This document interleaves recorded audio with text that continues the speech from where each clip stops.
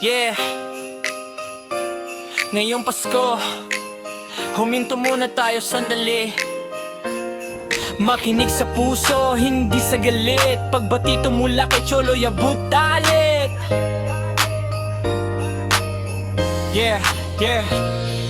Pagod na ang mundo sa sigawan at siraan. Sa murang salita, madaling makasaktan. Mali na bagay, lumalaki ang gulo. Dahil pride ang nauna, hindi na ang puso. Pero ngayong Pasko, teka muna saglit.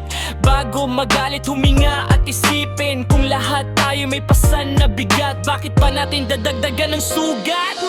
Tigil muna ang away-away. Salisin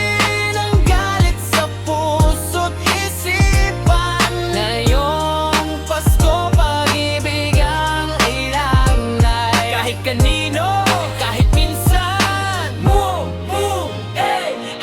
Hindi yo alam ang pinagdadaanan ng taong kinaiisan mo ngayon. Baka may lungkot na tinatago, baka may luha sa likod ng ngiti nyo. Hindi ka hinaan magpatawad, mas matapang ang marunong umunawa. Kung may sama ng loob sa kapatid, ngayong Pasko palayain mo na rin.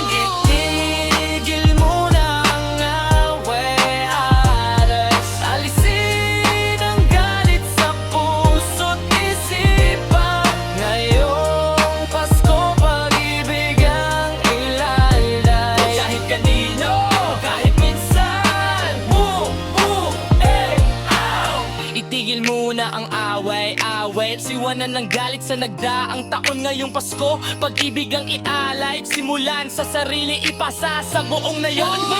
Kung kaya mong umiti kahit masakit, kung kaya mong yakapin kahit may galit, doon nagsisimula ang tunay na himala. Di sa handa kundi sa puso talaga. Kung kaya mong umiti kahit masakit, kung kaya mong yakapin kahit may galit, doon nagsisimula ang tunay na himala. Di sa handa kundi sa puso talaga. Sa pamilya, sa kaibigan, sa kapitbahay, sa dating kaaway, bigyan ng pagkakataon ulit. Hindi man madali pero subukan, baka doon gumaan ang pakiramdam.